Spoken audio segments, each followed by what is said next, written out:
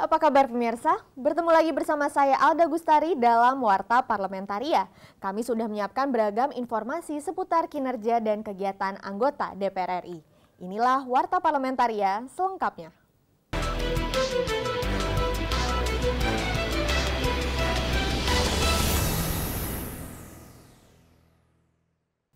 Badan Kerjasama Antar Parlemen DPR RI mendorong kerjasama internasional dalam penanganan wabah COVID-19 mulai dari proses vaksinasi, obat-obatan, dan teknologi pendeteksi virus. Ditemui di gedung DPR RI Jakarta, Wakil Ketua BKSAP DPR RI Ahmad Hafiz Thohir mengatakan, penanganan wabah COVID-19 di tingkat global terus diupayakan beberapa negara di dunia dengan berusaha melakukan pencegahan dan penanggulangan melalui pembatasan kegiatan masyarakat atau lockdown, serta memaksimalkan pola hidup bersih dan sehat.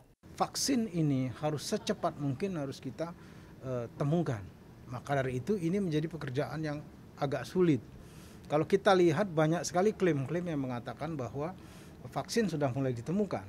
Oke, vaksin bisa saja ditemukan dalam waktu dekat. Akan tetapi dari sisi health, vaksin itu mempunyai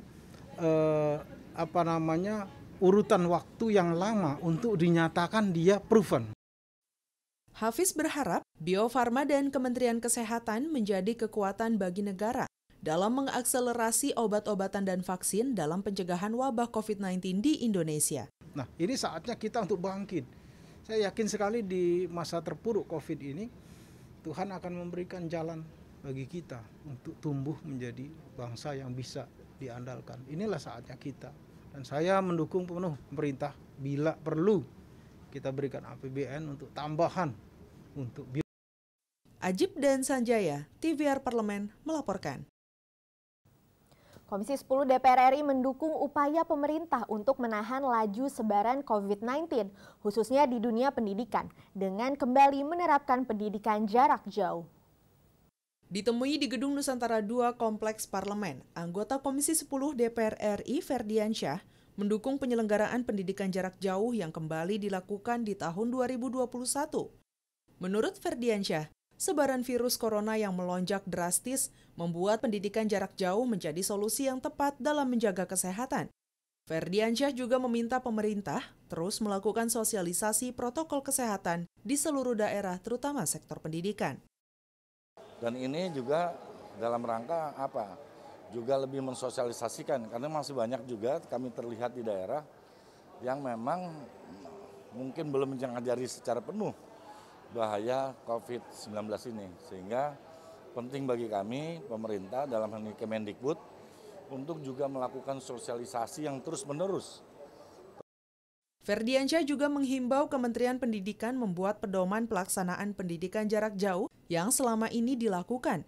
Menurutnya, dasar aturan seperti aturan perundang-undangan terhadap pelaksanaan pendidikan jarak jauh dapat membantu penganggaran dalam konteks pengalokasian anggaran di era pandemi COVID-19. Supaya apa? Ke depan ketika pengalokasian anggaran, kami DPR RI yang mempunyai hak budget tentu mempunyai dasar hukum dalam hal pengalokasian anggaran tentang program pembelajaran jarak jauh dalam situasi pandemi COVID-19. Panji dan Ade, TVR Parlemen melaporkan. Komisi 5 DPR RI mendorong percepatan pembangunan terminal dermaga multipurpose, nantinya yang akan digunakan lalu lintas logistik, bongkar muat kontainer maupun kargo. Ditemui saat kunjungan kerja masa reses Komisi 5 DPR RI ke Nusa Tenggara Timur, Wakil Ketua Komisi 5 DPR RI Muhammad Arwani Tomafi mengatakan pelabuhan yang dibangun melalui APBN dengan nilai 173 miliar diharapkan dapat rampung sesuai dengan jadwal pada tahun 2021. Sehingga dua hal, yang pertama adalah fokus di pariwisata itu bisa dilaksanakan, dan yang kedua tentu fokus pada pelayanan kedermagaan, ya, terutama untuk kargo dan minyak curah itu bisa berjalan dengan baik. Anggota Komisi 5 DPR RI Willem Wandik mengatakan percepatan pembangunan pelabuhan ini penting dilakukan. Hal ini merupakan upaya pemerintah membenahi kawasan wisata Labuan Bajo agar lebih menarik minat wisatawan mancanegara dan lokal, dan progres pembangunan diharapkan sesuai target. dari Kementerian PUPR, tapi ada sejumlah objek yang sudah direncanakan yang masuk dalam Restra itu belum bisa diselesaikan, tapi harapan kami ke depan ini pasti bisa diselesaikan. Dari Provinsi NTT, Mario Hasiholan, TVR Parlemen, melaporkan. Jangan kemana-mana pemirsa, karena kami masih memiliki banyak informasi lain dalam Warta Parlamentaria. Di antaranya datang dari Sekjen DPR yang menyatakan CPNS harus dilakukan terobosan kerja setelah jeda berikut.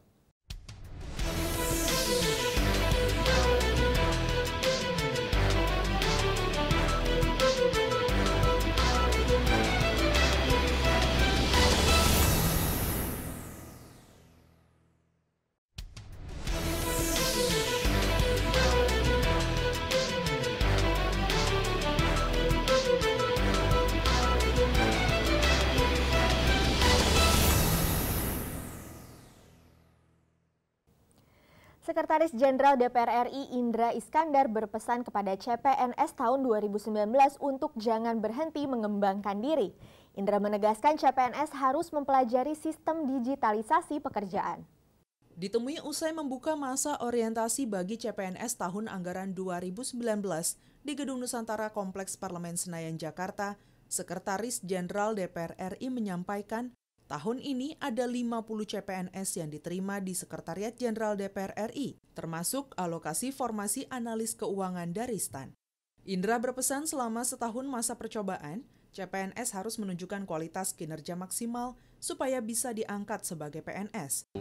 Bagaimana akses publik dan lain sebagainya. Nah, CPNS ini yang sekarang masuk ini, bagian dari Sekretariat Jenderal ini sekarang ini harus bisa tentu melakukan inovasi-inovasi dan terobosan-terobosan bagaimana menjembatani antara dewan dengan masyarakat, dengan publik, itu yang ke depan yang paling penting itu ya. Indra Iskandar menegaskan, formasi penilaian kinerja ASN berbasis asesmen akan menentukan kualitas dan kenaikan pangkat jabatan. Indra berpesan agar CPNS baru jangan terjebak zona nyaman dan termotivasi mengembangkan diri lebih baik. Kalau tidak dari sekarang untuk belajar melakukan yang terbaik dengan terobosan-terobosan, pemahaman tentang pengolah data digital, bahasa Inggris, hampir dipastikan akan tertinggal. Dari Senayan, Amita dan Arif, TVR Parlemen, melaporkan. Komisi 6 DPR RI mendorong peningkatan kapitalisasi pelaku usaha mikro, kecil, dan menengah atau UMKM di Provinsi Kalimantan Selatan melalui pembinaan yang dilakukan oleh BUMN yang bergerak di bidang asuransi seperti Jamkrindo, Jasindo, dan Askrindo, sehingga pendapatan para pelaku UMKM dapat meningkat. Ditemui usai meninjau pelaku UMKM di Kota Banjarmasin, Provinsi Kalimantan Selatan beberapa waktu lalu, anggota Komisi 6 DPR RI Herman Hairon mengatakan, usaha mikro, kecil, dan menengah merupakan salah satu penopang utama ekonomi nasional. Hampir 98% tenaga kerja diserap oleh sektor UMKM. Namun, di masa pandemi COVID-19, para pelaku UMKM merasakan dampak ekonomi yang cukup berat, bahkan banyak usaha yang tutup. Herman berpendapat saat ini UMKM sangat membutuhkan bantuan pemerintah, mulai dari akses permodalan, pembinaan, dan peningkatan kapasitas usaha UMKM. Oleh karenanya harus ada inovasi-inovasi baru, selain inovasi yang tumbuh dari masyarakat, yang menurut saya produknya sudah bagus-bagus, tinggal bagaimana, kan tadi ditanyakan apakah ada pembinaan, belum ada pembinaan. Dan kalau melihat size-nya memang juga harus diperluas, diperbesar. Herman menambahkan BUMN yang bergerak di bidang asuransi diharapkan bukan hanya melakukan penyaluran kredit usaha rakyat atau KUR, namun juga melakukan pembinaan kepada pelaku UMKM, membantu promosi dan pemasaran produk-produk UMKM. Ya, tentu untuk bisa mereka meningkatkan produksi. Nanti akan berimbas kepada pembiayaan, karena produksi size-nya semakin besar tentu membutuhkan pembiayaan yang lebih besar. Semakin naik dan semakin produk itu masuk dalam pasar-pasar tertentu, nantinya kualitas yang akan menjadi persoalan. Dari Kota Banjarmasin, Provinsi Kalimantan Selatan, Hilman Hidayat, TVR Parlemen, melaporkan. Komisi 1 DPR RI mendorong pembahasan RUU Perlindungan Data Pribadi untuk memperhatikan seluruh data pribadi masyarakat, baik dalam bentuk digital maupun dalam bentuk non-elektronik. Ditemui usai rapat panja rancangan Undang-Undang Perlindungan Data Pribadi di ruang rapat Komisi 1 DPR RI Senayan, Jakarta. Wakil Ketua Komisi 1 DPR RI Abdul Haris Almasyari menyampaikan, selama ini kita hanya fokus ke data elektronik, sehingga dalam rancangan Undang-Undang Perlindungan Data Pribadi akan dirancang agar ada penyesuaian untuk data masyarakat yang berbentuk non-elektronik. Abdul Haris menambahkan untuk daerah-daerah tertinggal yang belum memiliki pencatatan data secara digital atau elektronik, pemerintah harus menyiapkan masa transisi untuk perlindungan data pribadi masyarakat yang masih berbentuk non-elektronik. Indonesia ini belum semua menggunakan data elektronik. Di kampung-kampung, di desa-desa, di daerah-daerah 3T apalagi kan, berarti masih harus menyiapkan masa transisi data non-elektronik, bagaimana harus dilindungi juga. Abdul Haris mengungkapkan, di beberapa rumah sakit masih ada yang menggunakan pendataan non-elektronik sehingga berpotensi menjadi masalah jika ada pasien yang dimutasi ke rumah sakit yang menggunakan pencatatan data digital. Tapi justru kita tersadar bahwa ini Indonesia ini belum semuanya elektronik. Gitu. Ternyata di rumah sakit saja masih ada 40% yang datanya belum elektronik. Nah ini kalau ada pasien harus dirujuk dari non-elektronik ke rumah sakit yang elektronik, ini perlu perlindungan yang lebih baik.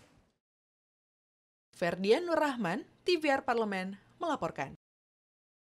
Pimpinan DPR RI menghimbau pemerintah untuk tetap berhati-hati dan terus melakukan sosialisasi lebih gencar terkait vaksin COVID-19, meskipun buatan Sinovac tersebut telah disetujui penggunaannya oleh BPOM. Wakil Ketua DPR RI Sufmi Dasko Ahmad yang ditemui di Gedung Nusantara 3 Senayan, Jakarta, baru-baru ini mengatakan, DPR RI terus memantau perkembangan vaksin yang akan diedarkan ke seluruh masyarakat dalam upaya mengantisipasi virus COVID-19. Sufmi Dasko menyampaikan uji kelayakan vaksin tersebut harus dilakukan oleh Badan POM dan harus dilakukan secara seksama dan berhati-hati. Vaksin yang akan diedarkan dan disuntik kepada masyarakat itu harus melalui uji kelayakan di BPOM. Nah, sejak kami sampaikan kemudian sampai dikeluarkannya kemarin itu sertifikasi dari BPOM, saya pikir BPOM sudah melakukan uji kelayakan terhadap vaksin.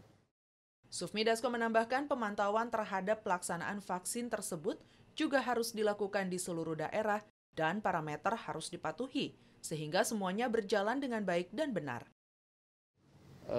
Dalam vaksin tersebut juga ada batasan-batasan yang secara medis, mana yang boleh, mana yang tidak boleh. Nah itu kita akan minta dipantau bahwa batas-batas atau parameter-parameter itu harus dipatuhi. Kan ada yang kemudian umur, penyakit bawaan yang boleh, nggak boleh kan begitu. Nah itu tetap harus diwaspadai. Zikri dan Denus, TVR Parlemen, melaporkan.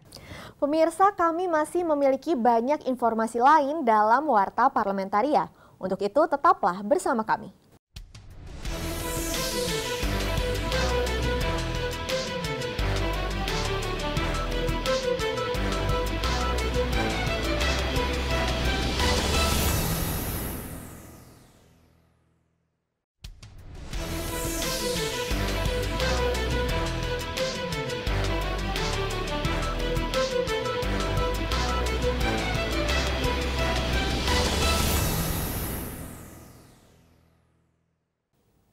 Wakil Ketua DPR RI Aziz Syamsuddin telah menerima surat Presiden tentang calon Kapolri yakni Komjen Pol Listio Sigit Prabowo yang dibawa oleh Menteri Sekretaris Negara dan diterima oleh Ketua DPR RI Puan Maharani.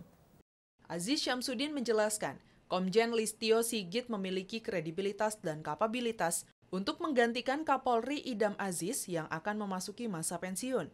DPR segera menindaklanjuti surat tersebut dengan melakukan rapat pimpinan, rapat pengganti Bamus, dan akan dilakukan uji kelayakan dan kepatutan oleh Komisi 3 DPR RI. Masalah track record tentu masing-masing kita punya penilaian masing-masing. Adapun pro dan kontra itu biasa mengenai letting dan lain sebagainya. Tentu sudah ada presiden. Waktu itu Pak Tito Karnavian kan juga lettingnya dibawa dan bisa mengayomi dan bisa melakukan manajemen kontrol secara internal ke Polri, kemudian secara eksternal dapat bekerja sama dengan mitra kerja. Aziz Syamsuddin mengharapkan agar Kapolri yang akan datang dapat bersikap profesional dan mengayomi masyarakat secara proporsional, sehingga pro dan kontra yang terjadi di masyarakat dapat terjawab dengan prestasi yang diukir dalam 100 hari masa kerjanya dan seterusnya. Tapi kalau secara kemampuan, kapabilitas, dengan posisi dia sebagai Kabareskrim tentu sudah melalui proses jenjang kematangan yang cukup di atas rata-rata. Rohim Nugraha, TVR Parlemen, melaporkan. Demikianlah beragam informasi seputar aktivitas DPR RI yang sudah kami susun dalam Warta Parlamentaria. Saya Alda Gustari beserta kerabat kerja yang bertugas undur diri. Terima kasih atas perhatian Anda dan sampai jumpa.